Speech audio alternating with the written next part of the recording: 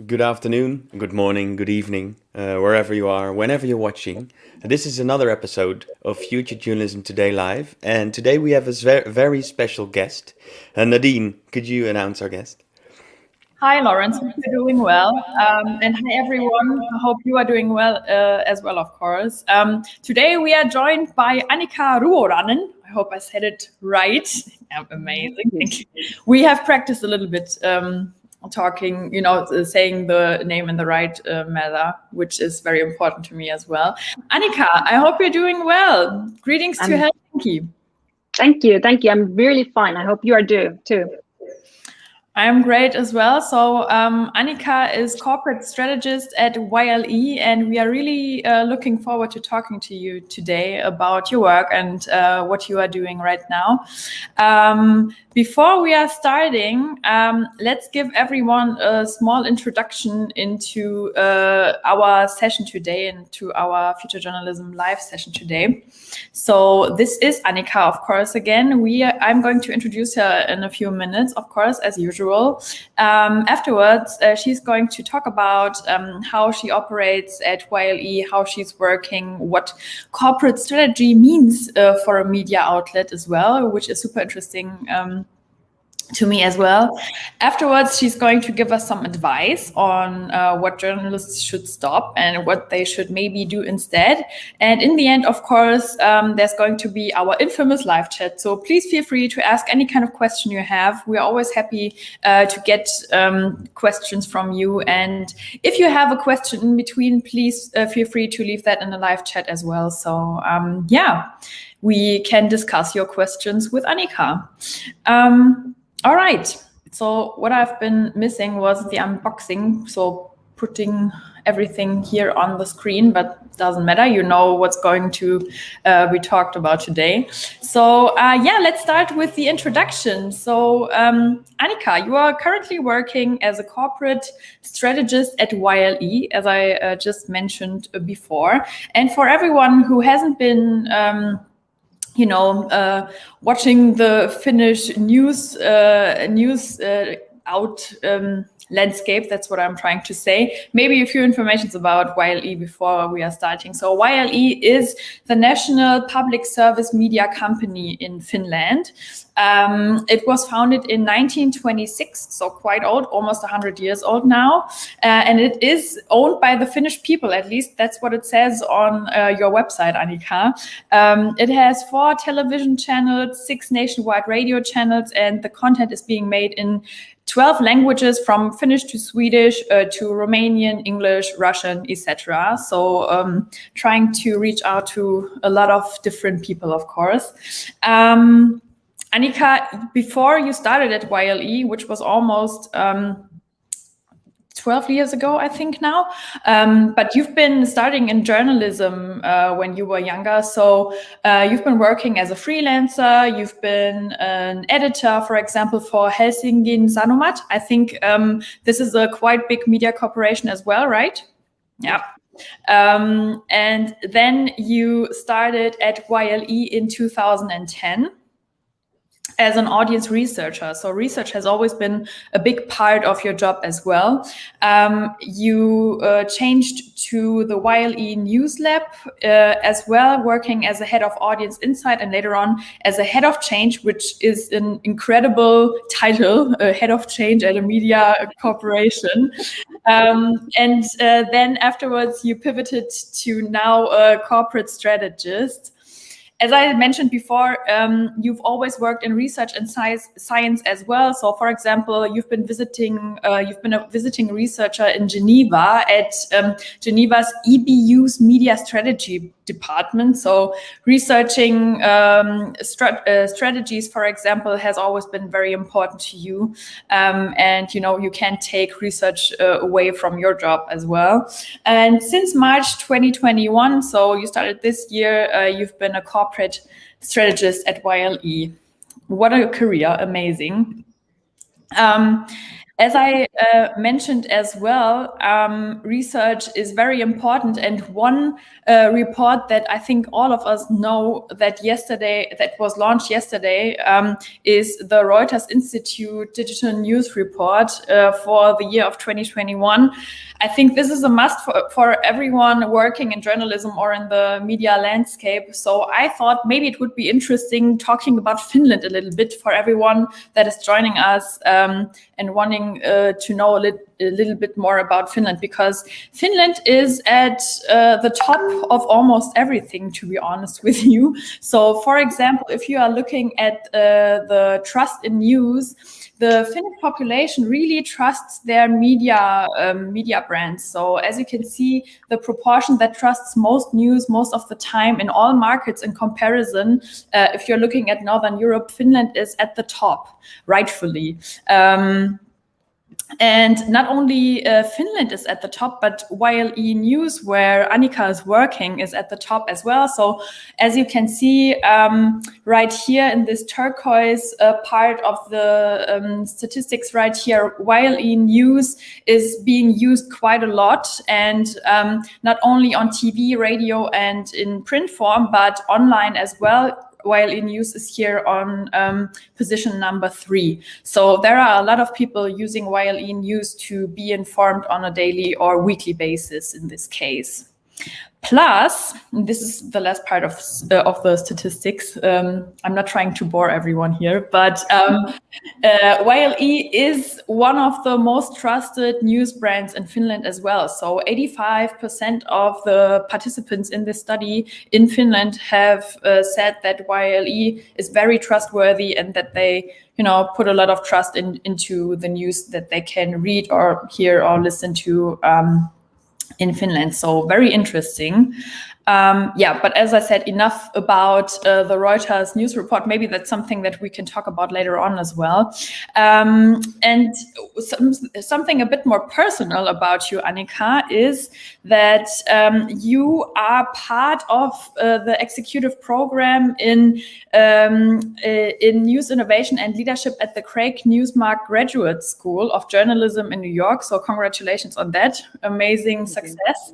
Their goal is to train media leaders on the transformation in the news industry and change their organizations and enable them to change their organizations by developing strategies, products, etc. So congrats on that. And maybe let's take a peek on all of your colleagues there, because as I said, it's 20 people, which is great. And I'm sure you are learning quite a lot.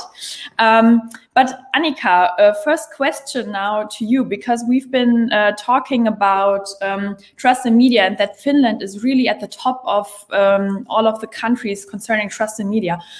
What would you say are you in Finland doing different, or what are news brands in Finland doing differently than other countries that the population is really trusting in the news you are doing?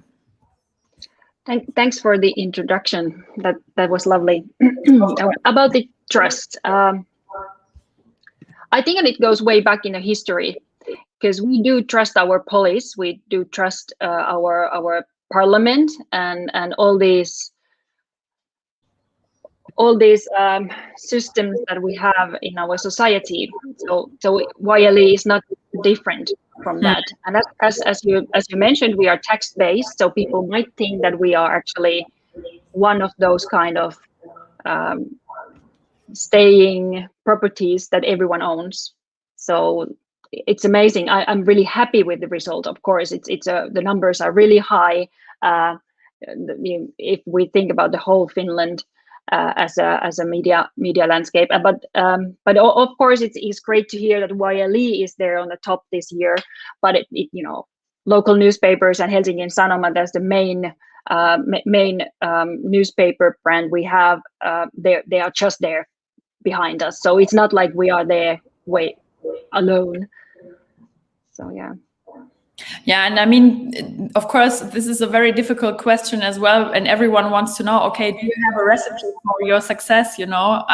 But still, I mean, it's very remarkable that Finland is at the top of almost everything looking into this report. So yeah, congratulations. I guess you are really doing something very right. So yeah.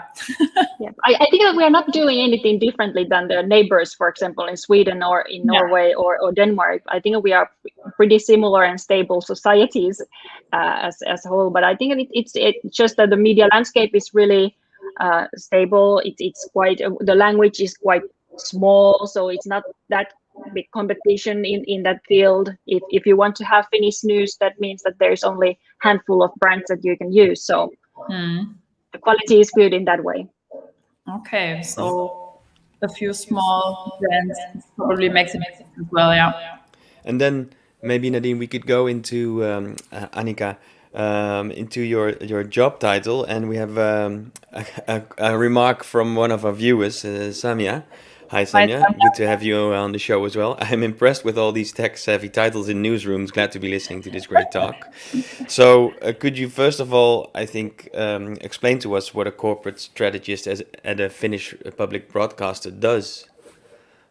Yeah, we are a small team of 4 actually, or 5. And we are in charge of the strategy process that the whole company as YLE does, and we keep up with the goals and keep up with the results, like how we are doing and why we are doing. And we just finished. We have a pretty new year-old strategy, and we took care of the process to clear up our mission and vision, and now we are just checking that everyone is following the strategy we build up together. So that's the whole team's work.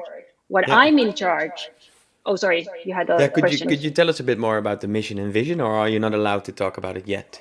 Yeah, but it's up there now online. So yeah, the mission is pretty. It comes from the law. We have the YLE's law that we are there for the Finnish people, and we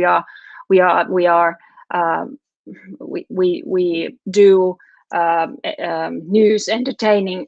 I'm sorry, and then there's a list of roles that we are doing because of the Finnish YLE's law. The vision is that we are here to be a personal, to be there for everyone, and to be there to all of us. Like YLE wants to be personal and wants to understand your needs and to be there for you, but also to gather all the things together, like be there, the safe space to be able to collect in this times when people are tending to go further away from each other. So there's a really good branded lines, but now I just went the longer story. Yeah, but thank you. Yeah, it makes sense, especially being a public broadcaster, you have this mission, and the vision is in bringing people together as well, as I understand. Is it social cohesion? Is that the aim for the vision? Yeah, it's in a sense it is. The problem is that we are not anymore trying to gather everyone in a society to see the one news bulletin in the evening. That's not reality, and that's not what we are aiming. But we are somehow trying to get everyone in board. Like we want everyone to feel that we are there for them. And of course there's those big things like football matches that we hope that everyone comes to share with us and get the social event that we can all be Finns together. Yeah. So Annika, maybe you could elaborate a little bit more about your position as a corporate strategist. So how does a day in your work life look like? Where do you start? With whom do you talk? Which teams are you working with? Yeah, maybe you just tell us about this.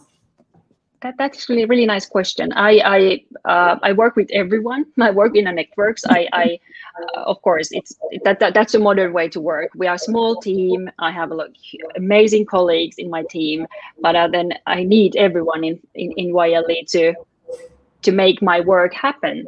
Yeah, that's like then we have, of course, these signed things that we do. Like my signed thing is that I am developing our foresight processes, like in company level, like what's going on in the news business, what's going on in the entertainment business, and try to understand how these things, or what happens in the world, how it affects YLE, and should we understand and do something differently, and should we change our strategy because of these world events. For example, what happened in the Capitol Hill in Washington DC, what's going on in the democracy in the US, and how we should be aware, and should we understand the movements, what's going on in Finland, for example.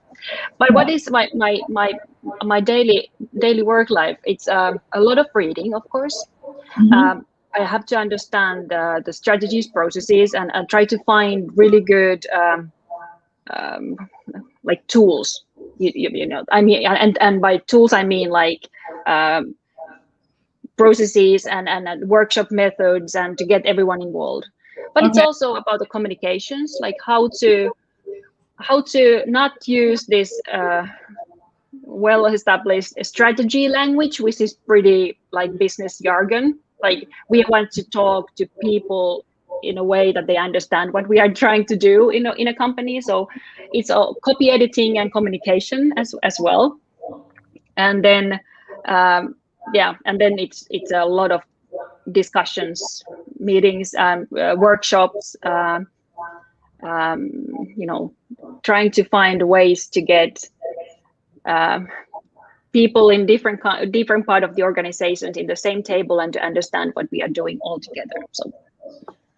So we have had one session with Alina Fichter, who was an expert in design thinking, for example. Is that something that you are using for your workshops? Yeah. Or do you have a favorite method? How do you go on? I'm mixing all the methods. I've been trying to study many kind of things. I'm really big fan of lean working methods, and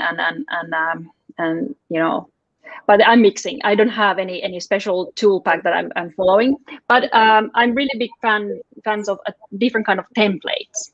But I almost every time I design some kind of template, I ask people to fill out when I work in a for example, workshop, or I'm leading one.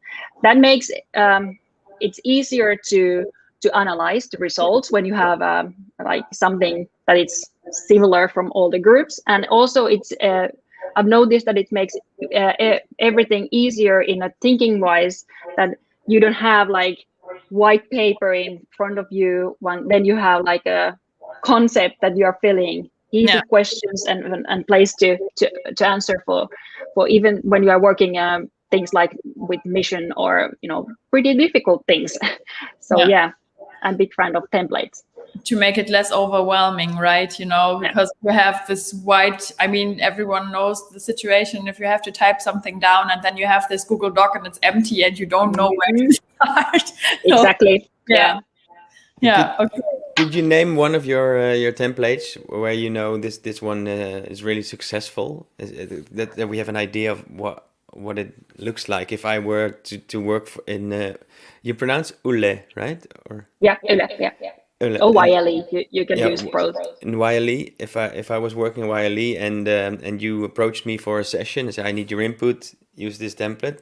Could you give us an example about what it's called? Maybe one of them. I just use I use basic things. I just design with InDesign, and there's no like any kind of name. I just now we have to work with the, I don't know what kind of things I've done lately with company scenarios. And then I wanted people have a discussion around the scenarios, and then I designed template with 5 questions. Could you name one just to get a sense? Maybe can you remember one? Like the questions. Yeah. I have but you can see it. But here is one of my templates. But it's a print. Okay. Yeah. Oh, great. Okay. Yeah. So there's like question like what compared to this first scenario, what we should do as a company to be aware of, to be successful in year or two. Yeah.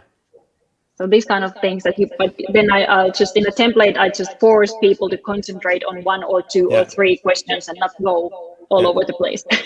It's always about structure and narrowing down, isn't it? Yeah, definitely. So, Annika, maybe talking about narrowing down, and of course, this is always involved with research, etc. So, maybe you could tell us a little bit more about your passion for researching media issues. When did you start getting interested in this, and how do you combine research and your daily work nowadays? I started the research during my studies in university, and I was interested in audience research at the time already. And I did my master degree, and my thesis was about implied reader. So it started in the university, and then I continued as a researcher or assistant researcher in a university group, and where I went. I studied concepts and magazine journalism especially. So it started from them, and I was in a between. Do I follow my passion in academia side, or do I go back to the journalism where I've been, freelancing, as you told already, and worked as a journalist in especially in magazine side. And then came YLE, which was like a perfect match. Like I combined those 2 things. Yeah. So I was there for journalists and wanted to help them to understand their target audiences. So I did the research. I do both qualitative and quantitative, but my passion is in qualitative. Like I love to do interviews and the group interviews and the deep interviews and all that, and structured and deep ones. And then I'm trained as a journalist, and that's pretty easy thing to change, even that those methods are a bit different. But I nowadays I work with data as well. So then when I started in YLE, I combined these 2. And at first, actually, I worked as an audience researcher in a company level. And then I went to the news side, which is of course closer to my profession as a journalist. So then I understood the newsroom, the workflows, the routines, and how it works in a newsroom. And then I just tried to find the really good ways to bring the knowledge and understanding the audience insights into that really busy daily life in a newsroom, in a breaking news situation kind of life. Could you tell us something about the things that when you did this kind of research about researching the workflow, the process of the everyday life of the journalist in your newsroom, what you found hard and also surprising or interesting? If you remember. Yeah, of course. What was interesting was at the beginning when I started, it was like 10 years ago. Thing was that journalists tend to think that they know already everything, so they don't really want, like it seems that they don't want to have data or insights. They already know what to do. So it's a long process, and it's been amazing move from that day to today we have now, especially at least in YLE and in Finland. I know that there are many news outlets even more modern than YLE is, but it was a difficult first start. Like when you bring your research results and you are really happy, and now I know more about the young woman as a media users or something, and then I have insights, I have amazing quotes, and I have data to show, and then newsroom tends to think that we do news. We don't need this. We don't need target audiences. We do news. So, but it was worth it. How do you convince the newsroom, and I guess probably editors especially, how do you convince them that they need this research for their work?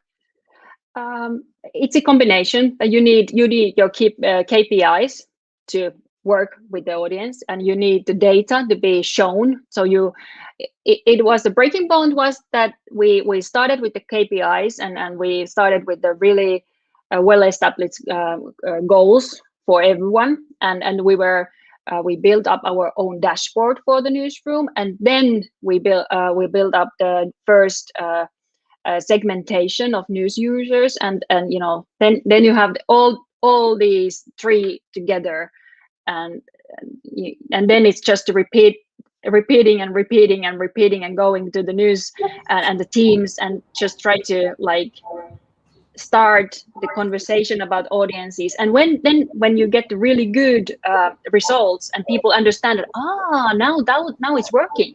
Yeah. So it's like a snowball that is rolling then. But Okay. it's an ongoing process, as I can. It is, and then it's 4 steps further, then 3 back, and then yeah. again.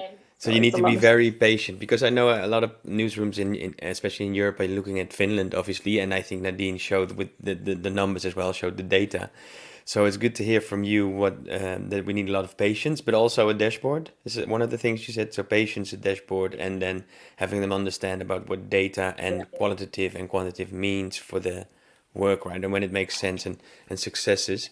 So we have a segment on this show. It's called "Stop It, Journalist," or your Yep. advice. We could go into Yep. that, or we could go. You brought an example about trolls. I think you can choose whatever you would like to go first.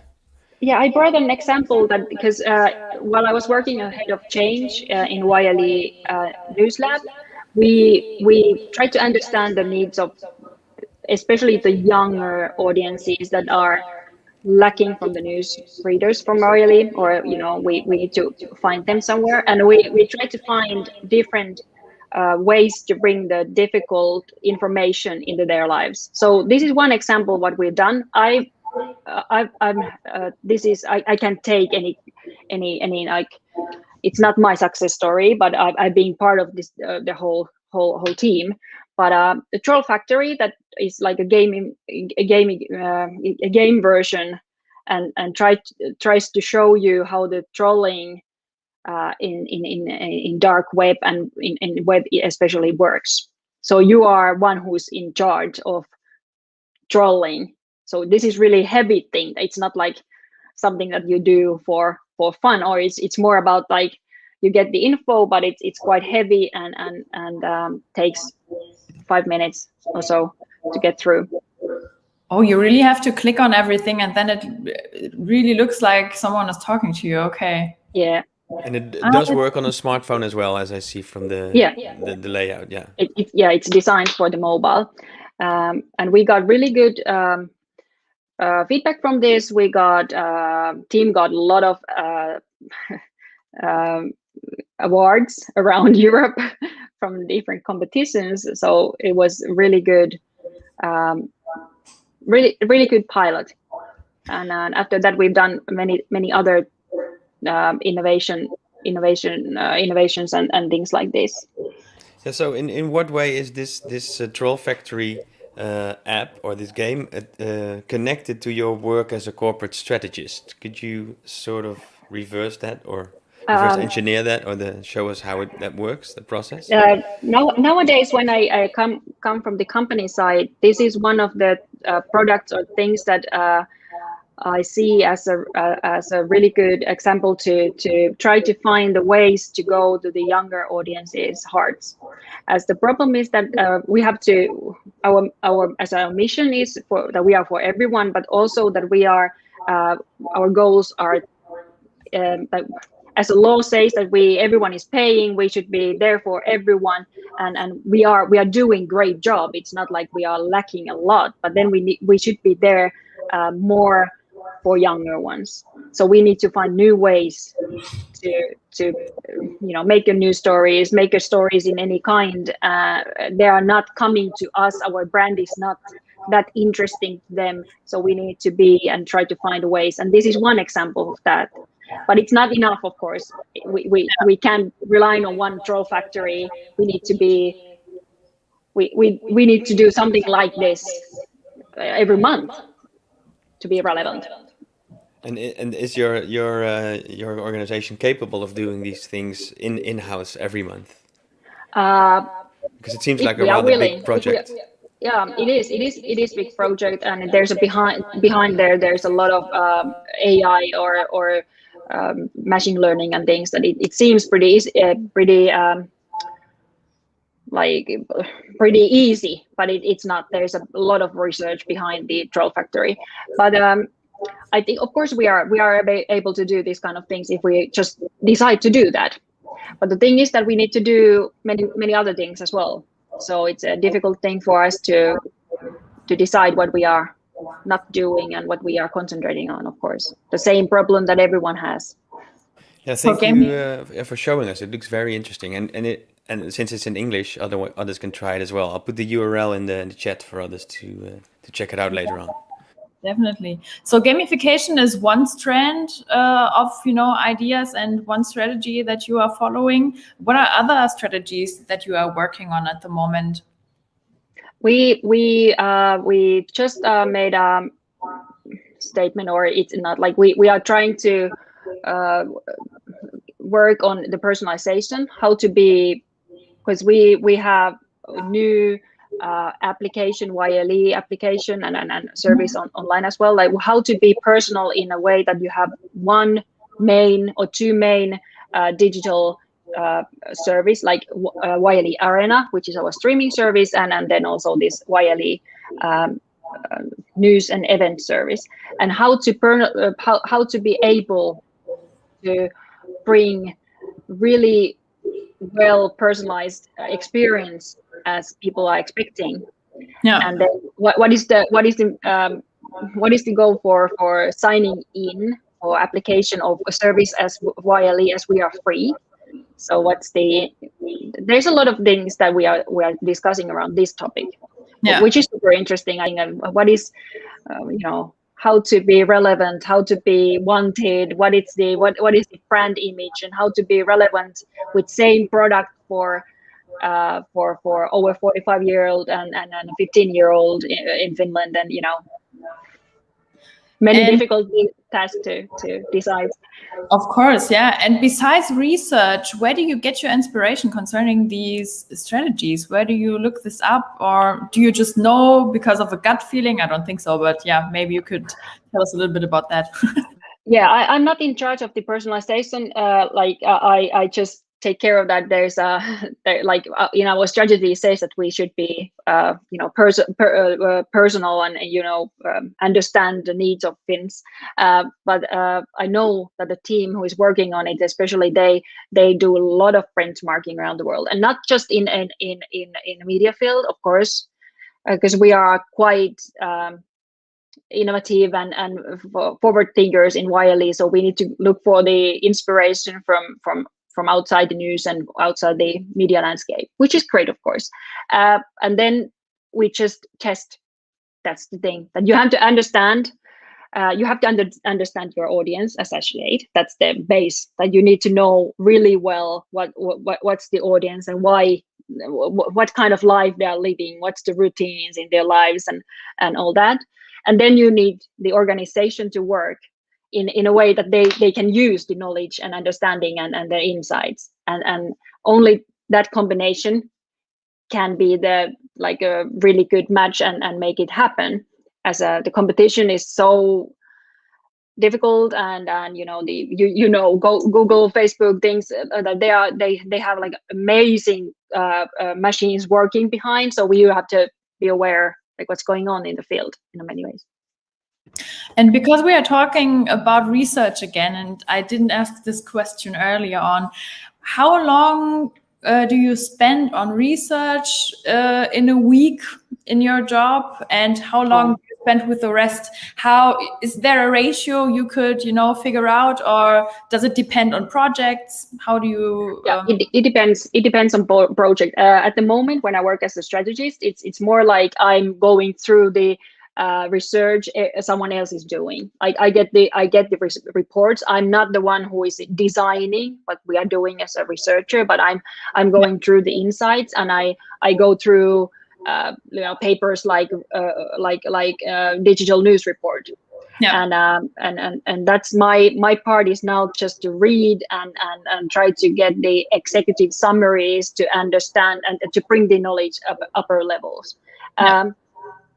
So it's I read, let's say if I have 5 working days, so maybe it's 1 day a week. It's not 1 day, but it's during the week. It's like 1 day when I made what I use for reading. And then of course my way of working is discussing, talking, random ideas. Let's get together and what do you think, Nadin, about this? And how could we? There's something going on here. What do you think about it? And then you get the feedback, and I get that's what I love. And I'm not the lonely wolf. I tend to I love to be part of the group, and together we get the better ideas. Definitely, yeah. And speaking of together, I would like to address our viewers and say, if you have any questions for Annika, please do put them in the chat, and we'll see if Annika wants and can answer them. And before we go into that and see if there are any questions, could you, because we've asked you one thing to prepare, some advice you could give to journalists, and we always show this little bumper which says, "Stop it, journalists." I love it. But we turn it into a more constructive, more positive note, and then we'd like to have your advice to other journalists that want maybe change in the newsroom or do strategy or whatever you like. What would you like to share? I think I go back to the one topic that we've been discussing, like stop doing the stuff for yourself. Like you are not your target group. And it's we are, as a news journalist or journalist in general, but especially when you work with the news, you are pretty different compared to almost anyone, at least in Finland. I don't like we want to know so much more. We want to go deep. We want to check the facts double, 3 times. We want to go to the roots of the story, and that's not what the people in general want to do. They want to know the headline. They want to know the topics. They go deeper in the topics they are interested in. If it's bicycles or if it's cars or if it's the climate change, everyone has the different topic they are really, really interested. But they are not that interested in politics, what's going on behind the doors. And we need to understand that. So let's stop, do the stuff for ourselves, and go and think about the audience. And then it goes back to what we discussed earlier. You need your audience team, you need the insight, and you need someone who brings the data and understanding to your everyday life. So then it's a match. Yeah, so in order to not think about yourself as the audience, you need to do a couple of things which you just mentioned, like go outside and have the audience research and insights team and take that into account. And know sort of your position as a journalist, how important you are or how not important you are, which might not be a very, comfortable message. But are these the things you're discussing with your colleagues as well? Do you have that kind of conversations? You're not that important, and obviously you will sort of frame it in a different way, I presume. Yeah, I do. Yeah, but it's not about that. The news story is not important. No. But that's not the thing. That you still want to bring that in, that heavy and important news, but not in a way that you probably would want to get it. Yeah. You have to frame it a bit. You have to explain it a bit. Maybe do it a different way that you would yourself want to read or hear it. Yeah. And that's like I want to separate the news gathering work and the publishing side, and you have to understand that the publishing can be different for different target groups. Yeah. Maybe Nadine, because I see you have the slide of the correct Newmark J-School still on. Maybe if you would like, Annika, could you tell us a bit about what this program is and what you're supposed to be doing, or what the goal is with the group? Yeah, I would love. It's amazing. I'm mesmerized by the start. We just started a couple months ago, so and obviously we haven't met in person yet. So it's an amazing group of 20 around the world. We are discussing about leadership, what's going on in the news business, what's the what's going on in the news field in general, like how difficult it is in the US, like the lack of trust in any, like the past 4 or 5 years have been really difficult. What's going on in the advertising markets? What's going on in all these big questions that you can't really answer yourself, and then it's amazing to have these colleagues, these peers there to have their own views. And then it's also a personal journey for sure. Like you have to think about what who you want to be and where you want to be, and it's a heavy thing as well. So yeah, we have 11 months or 12 months time, and we are working, and we have we are available. We are discussing with media leaders around the world, like I'll get back to you in a year, let's say. Then I have something to summarize. But it's been an amazing start. We'll hold you to account to that promise. So we definitely good. would love to have you share your learnings and what you've came across within this leadership program. Nadine? Yeah, I just wanted to know how the structure of this fellowship looks like. I mean, do you have monthly calls or weekly calls? I mean, 20 people all busy working as already leaders in their media outlet. How do you get all of them together, and when do you manage to take time for this? I mean, it's a great program, but how do you do this?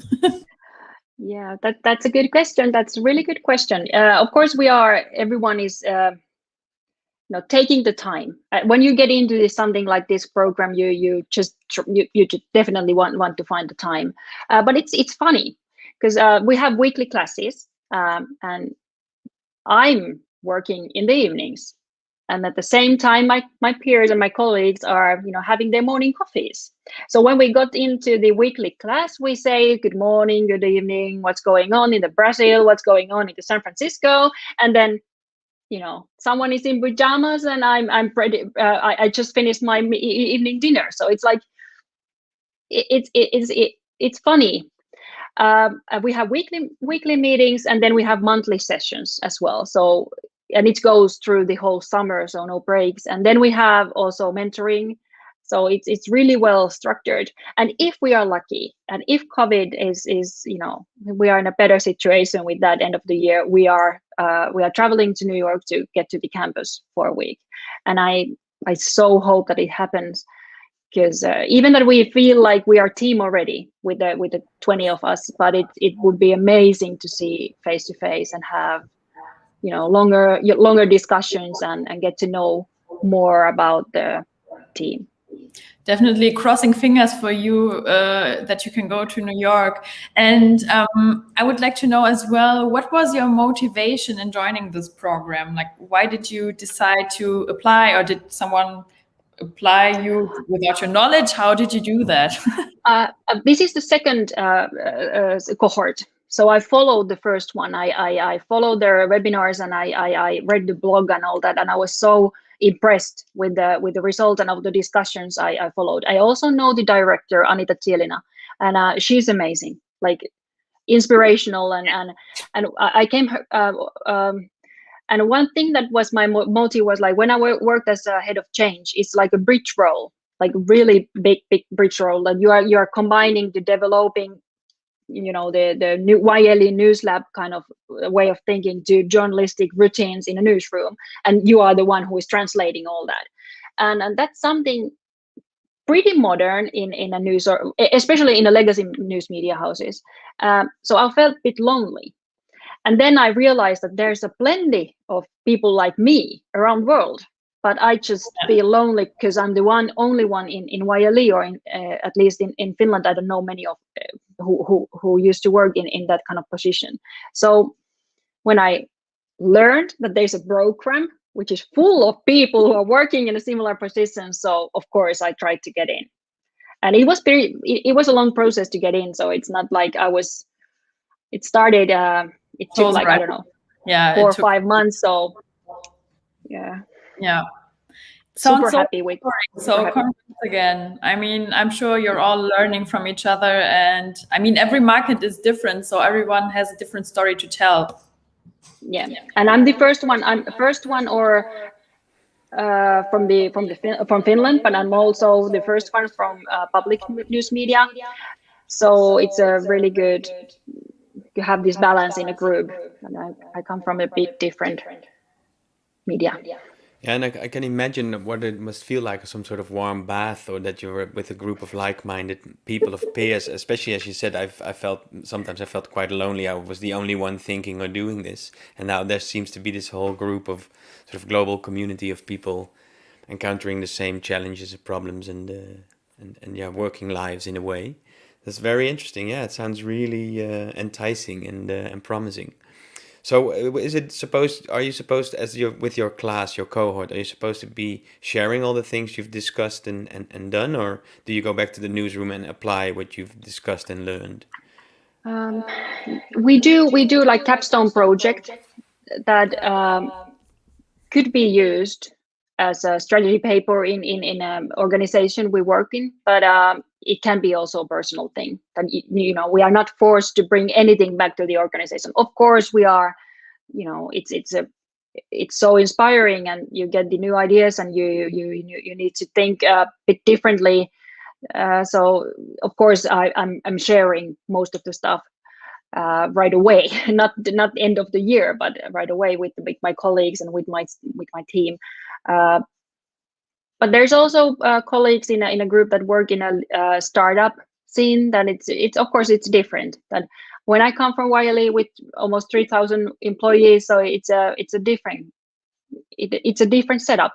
Like how to get on with my new ideas, and who is listening, and how to be like, if I would like to change something, it's a longer story than when you work in a team of 10 and you are you are the head of everything. So of course it gets faster, the change gets done faster.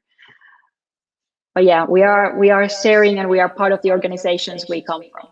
Yeah, interesting. Yeah, I can imagine that in your case, you need the mandate and the people to sign off on the ideas, and within a startup, you might need time and money, which you might have at the YLE. So interesting to encounter all these different sort of context and criteria where you need to adhere to and work along with. Yes, I was looking at the comments. There are no new comments or questions yet. So Nadine, do you have any other questions? Or Annika, did we forget to ask you anything which you were expecting? No, not really. I think we went through all the the marks I have here on paper. So maybe one last question I have for you. Annika, I think in the description by CUNY, there has been a statement about you where you've been described as she is passionate about improving journalistic work through living strategy. Why? Why are you passionate for improving journalism? It's more about the living strategy part. Like I'm working in my current job. I'm working with the strategy process, and we just changed that we are not working strategy in a old-fashioned way, that it's valid for 4 years. So it's all it's living, it's changing as the world changes. We are more aware of what's going on in the business field, and we try to not only react but also be a bit further up there to be ready to do the bigger changes when something bigger happens. But then it all goes back to the journalistic work. Like the biggest motive for me in the work in YLE, in this position and all my previous positions, have been to make the journalistic work easier.